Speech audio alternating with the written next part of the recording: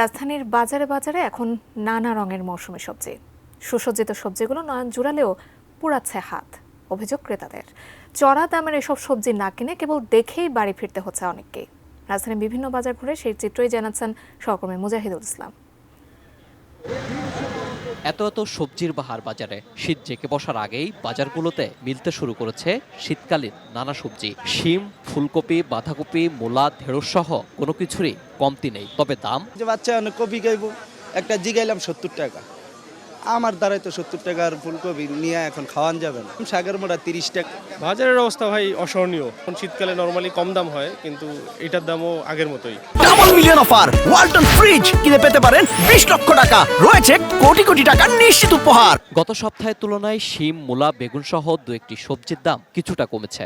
শীত বেশি এলে আরো কমবে বলে আশ্বাস বিক্রেতাদের। বড় কপি এখন 50 টাকা, আগে ছিল ছোট ছোট কপি 50 টাকা। আরো ধরেন মাসখানি পরে এই জানুয়ারিতে সবকিছু দাম আরো কমবে। শীতের ফসল যত বেশি আসবে তত দাম কমবে, ঠিক আছে? এই যে মূলা এখন 40 টাকা 50 টাকা কেজি, এই যে টমেটো 80 টাকা, কাঁচকলা 30 টাকা হালি, দাম কমতেছে, আরো কমবে। বাজারের স্বস্তি ফেরাতে পেঁয়াজ ও আলু শুল্ক প্রত্যাহার, টাস্কফোর্স গঠন করে অভিযান ও কিছু পণ্যের দাম বেঁধে দেওয়া হলেও আলু পেঁয়াজের দামে তেমন কোনো পরিবর্তন আসেনি।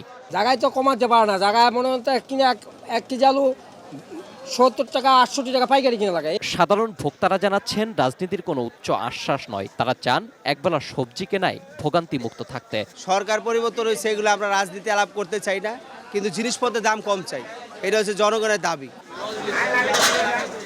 Mujahidul Islam, ATN news, Dhaka.